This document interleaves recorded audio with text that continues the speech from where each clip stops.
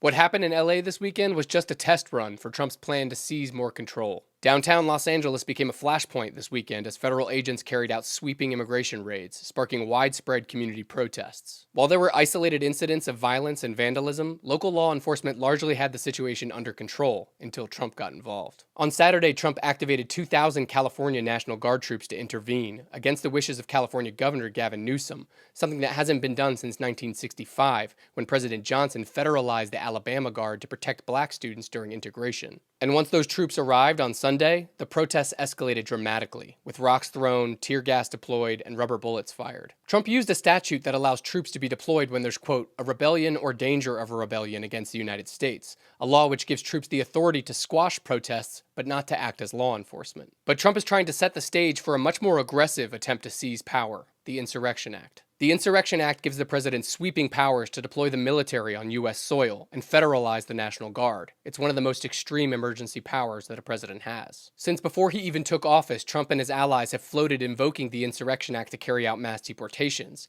And on day one of his second term, Trump even signed an executive order to explore his authority to use it. And this weekend, as protests unfolded, Trump, Stephen Miller, and their allies repeated the same word over and over and over.